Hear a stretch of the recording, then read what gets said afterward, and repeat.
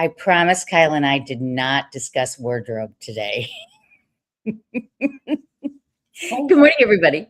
Welcome to Monday Morning Coffee with Kyle and Ann, where we talk about Chicago real estate. We are friends and colleagues working with Beard and Warner's Gold Coast office in the near north neighborhood of Chicago, and we love to dish. And I've got interesting stuff today. Kyle was enjoying a trip to New York over the weekend, so I've got a bunch of stuff. This is like baseball, where I do the play-by-play and you do the color commentary, right? Yes, everyone, I'm seeing this all for the first time right now too, just because I got in late and Anne has generously not killed me for it. So, well, I take full responsibility. So I warn you, okay? This should come with a warning. First, we're going to see the stats, yes. But then we're going to talk about, last week we talked about Lincoln Park and what happened over 10 years in Lincoln Park. This year, we're going to talk about what happened in the near north. And the way the stats look, it looks very dark. But then we're going to pivot and talk about why people love living in the near north, because that's an important story to tell as well. So let's just jump right into stats. Okay, so being the 19th of the month, you've seen 2 weeks already of what the market's doing. This is detached in the lakefront communities. You know what? If you look at this, I discovered something new, Kyle. When they say 69 under contract, that's not 69 total under contract. That's 69 in the last 19 days, because this is a 19-day for April. Because you know how typically you can go 45 days on a pending. And when I do my stats every week, I show what's currently pending, and that's like the 45-day. So that's why there are always more pending than there are new, or sometimes even active. But anyway, so I figured that out. So because when we do the 45-day thing, it looks like there are as many pending as there are new, right? You can't make that 19 days, 45 days. It can only do 19. 19 is the max. No, I can do 30, but I wanted to see what was happening since April 1st. Got it. So, but still 60 private single-family homes. Crazy people. You don't need to be private. So then I went in and I did a report on the homes and what's gone on. So basically, 133 are all under contract. That's how I figured out the math issue. Okay. Right? 69 of which are new, but okay. And 55 have closed, total volume of 88.3. If you look at the under contract versus active, it's 1.21. So more under contract than active. That's terrible. I know. Crazy stuff. This I thought was interesting. This is by price brand. So I know the numbers are very small, so I will interpret. I was like, what brand? Yes. Yeah, million to 2 million is where all the action is. Not surprisingly. And the next biggest band is the 2 to 299. Okay, so then attached, condos, co-ops, townhomes, 1153 new, 803 under contract. So that's very healthy and strong, right? 708 closed and 306 are private. This private thing's driving me crazy. Okay. So in total, there are 1497 under contract versus 1502 active. So the condo market is strong. Then, okay, here it is by price band. This is more interesting. Yeah. You can see the, the under 500 on the left side of the screen toward the upper bracket is slower. But, there's a condo for everybody, folks. Yeah. Okay. And so let me remove our names so that you can see what's going on here. Okay. Rates have come down a little bit to 6.3. The middle is the top is the 10-year chart. So you can see how we were moderating and then we dipped down to the unicorn years and then we went back up crazy and now we're down a little bit. If you look at the last 3 years, you can see that tail at the end of the chart where we've come back down a little bit. And truly, We are, aside from that one dip, Mhm. we're in a very good place. Yeah. So that's it. That's my quickie stats. Anything surprise you there? I am surprised by how much is on the private network. I'm just shocked in this market with so much demand to be hiding your light under a bushel is crazy. That's all. Oh my gosh. Is that a church or a grandma statement? I'm not sure which, but I like it. I don't know. It's yeah, exactly. I don't know what hiding your light under a bushel means. I don't know if it means anything. I don't know if I made that up. It's such a great line. No, you can't take ownership of that. Okay, so remember last time we talked about the explosion of Lincoln Park and the explosion of luxury. So now we're going to talk about what's going on in the near north. Mhm. So Lincoln Park was the rising tide, up 55% price in 10 years. But if you look at the left, near north only went up 11%. Mhm.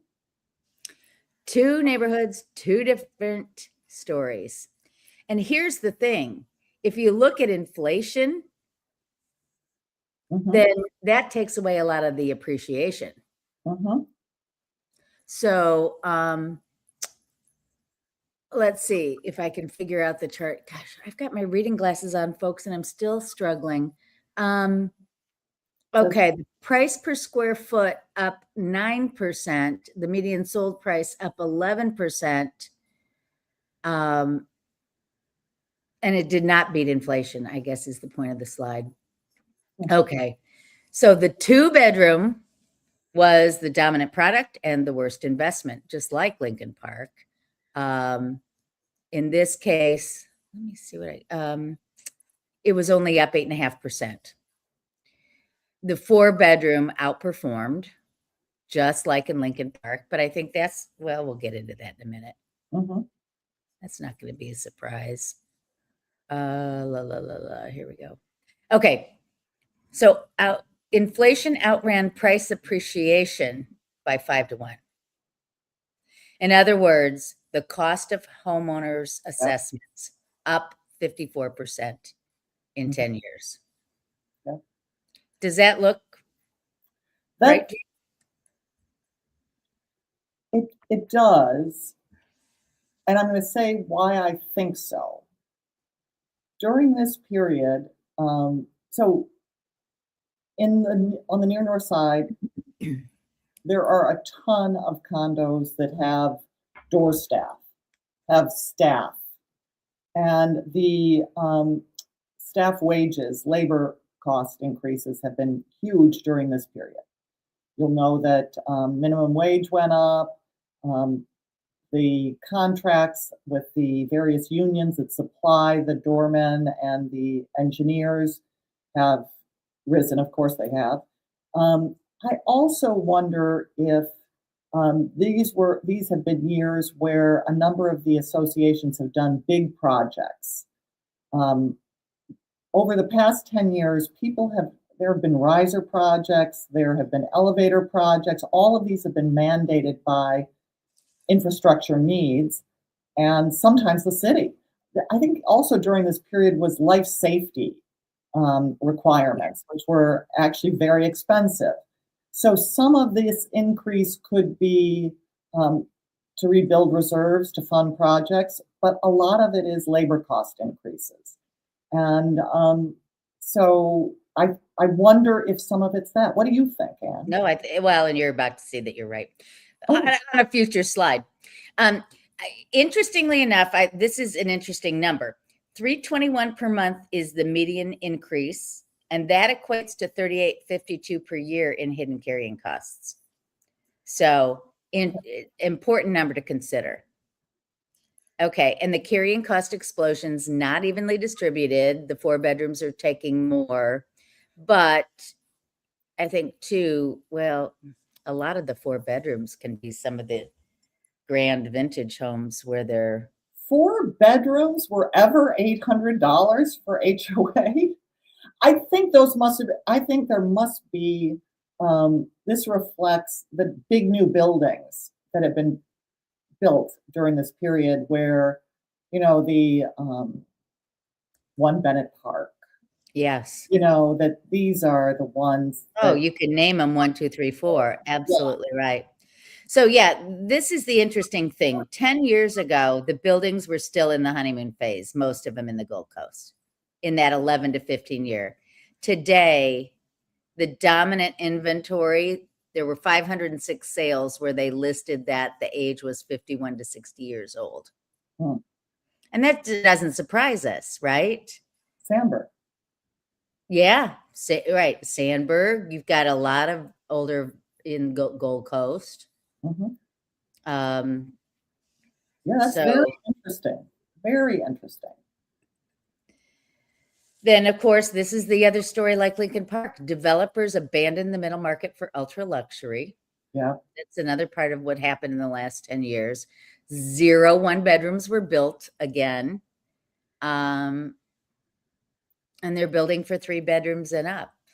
Okay, so here is the spread of where the price points were. 10 years ago, under 300,000 was the bulk of the market. It was 33%. Today, it's only 25%.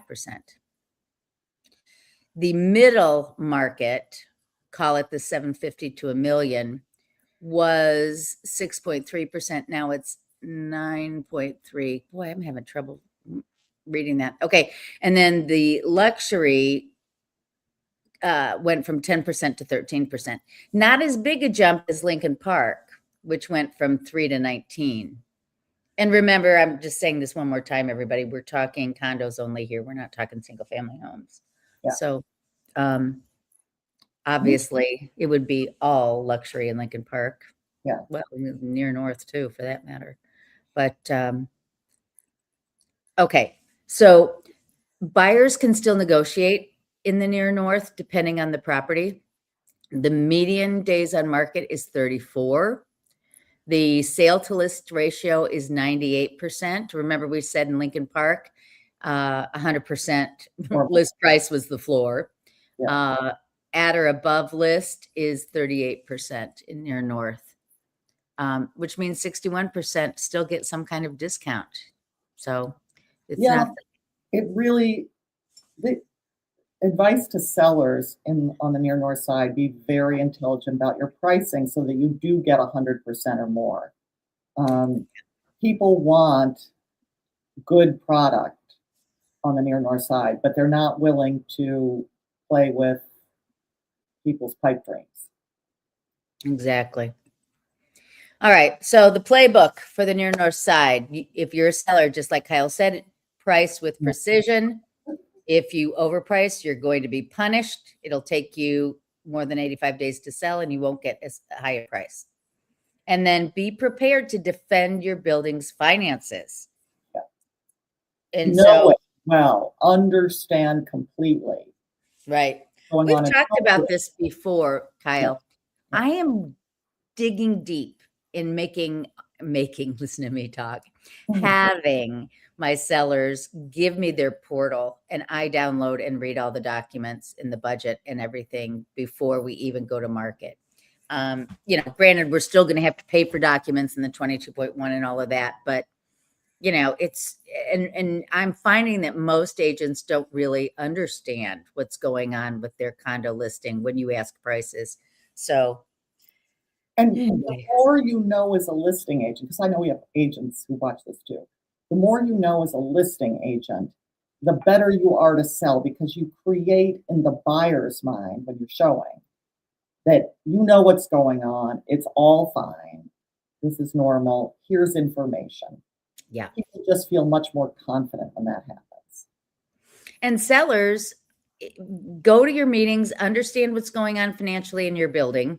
Yeah. And if you're not getting the answers that you need, push. Yeah. Right. Yeah. So, okay. Now, if you're a buyer, the risk isn't in overpaying on purchase price. It is unexpected HOA exposure, because that can be grievous. And demand to get your documents as soon as possible. Right. Yeah. Yeah. Okay. So this wasn't, okay, you tell me, as I wrote this up, it's not exactly an overwhelming tribute to the neighborhood, right? There are some caveats if you're interested in buying there. And in fact, someone watching us who's not from Chicago might say, why would you ever buy in this neighborhood then if the prices aren't appreciating and the HOAs are up? So we're going to talk about that. The 10 reasons why it's important buyers are buying in near north. I said that weird, but you know what I meant. Okay. Okay. Lifestyle, right? Lifestyle. I mean, it is arguably the most beautiful neighborhood in the city, the Gold Coast. Best location ever. Best location. Lincoln, you're on the south side of Lincoln Park. You're next to the lake. You're at the top end of the Magnificent Mile. You're, you know, there's so much there. Restaurants, so beauty. much there. And one of the things I love, I live 2 blocks from the lake. And I'm going to tell you, I don't have a lake view. I see the lake every day, though, walking around my neighborhood. The big, beautiful emptiness that is our lake is the most incredible feature of our city. And to be next to it is psychically fantastic. Yeah. And it's, see, look at that thing. Oh, yeah. I'll go back. Yeah. So pretty. So all right. Okay. So this is my other slide deck. I had 2, but I like this one. This I was love great. this one. Yeah. Okay. Next slide. Okay. Hedging against rent inflation is a reason to buy. And that does make sense because the rents in near north for everything are out of sight. It's the most expensive. If you've watched our show, we've said this before. It's the most expensive neighborhood in which to rent. Mm-hmm. And you get to control your costs when you own. No question about it. So stagnant prices is a defensive feature. Tell us what you mean here. Okay. No bubble. Right. Flat appreciation means buyers are not overpaying into a fragile bubble. That's true. Well, it is. And we've seen this happen for decades as the coasts have bubbles. We've seen it happen where outlying neighborhoods, it's every suburb experiences this, folks, every area. When you have appreciation and price, what do I want to say? There's pressure on the price, and people can't afford an entrenched neighborhood like a near north. They start buying farther and farther out. And I'll never forget in 2008, people couldn't afford to buy in Lincoln Square. So they were going out to Albany Park. And then the 2008 housing crisis hit, and the people in Albany Park got smashed. Oh. And if they didn't sell at the very, very beginning of 2008, they never recovered because nobody was buying there because they could afford Lincoln Square again. Is what happened, right? Mm-hmm. So you buy in the near north area, that there's no new construction. It's the best location. So you're, no matter what happens. And when we say there's no new construction, people will be like, oh no, I see cranes everywhere. They're building rentals. Yeah. Yeah. And at some point those may go condo, but don't wait for it. Okay. This slide is making me laugh because I did not create these slides. The cachet, the cachette. That's funny. But there is cachet to be in the neighborhood, right? I mean, I live in the near north. No, I never say, and I actually am embarrassed. I live in the Gold Coast. I'm embarrassed by the name the Gold Coast, just because it sounds tonier than it is. It is, I'm telling you, it's just such a pleasant place to live, and it's well located.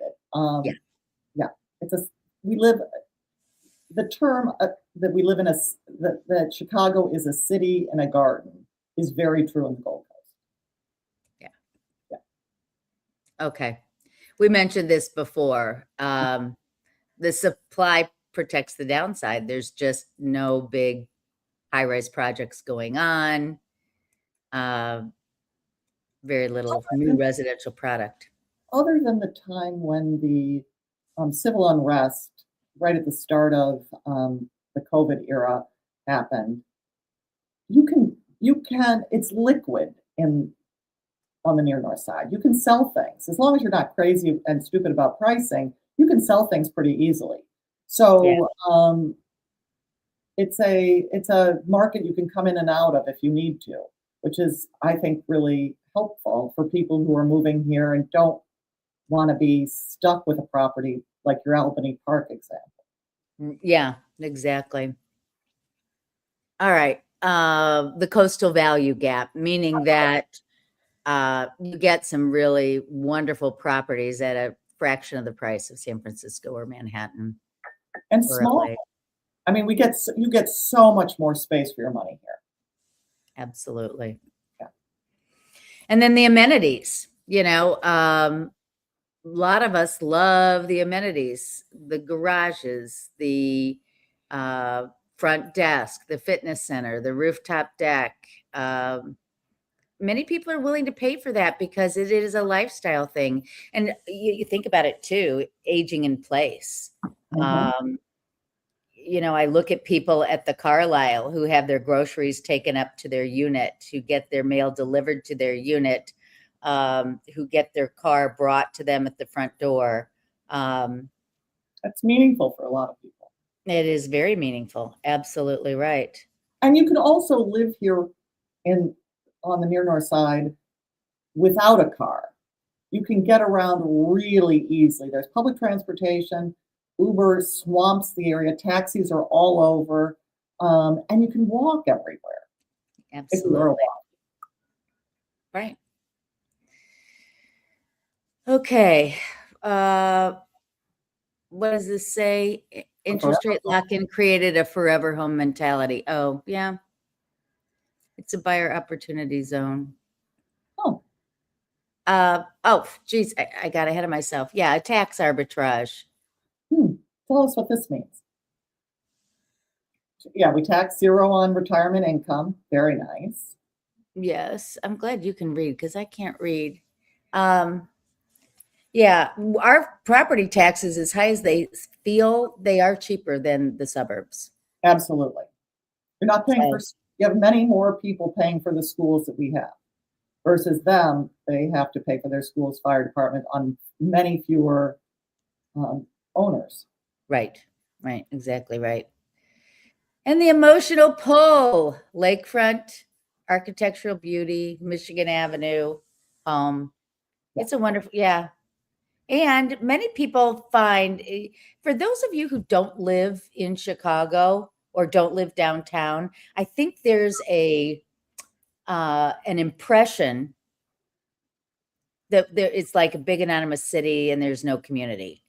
And there is such a community that can be found here, whether it's within your building and all the things that the neighbors do together, or whether it's the clubs, or whether it's the activities that are available. I have a destination that I go to pretty much every day that's a mile away, and I walk. I've never made it there without running into somebody I know.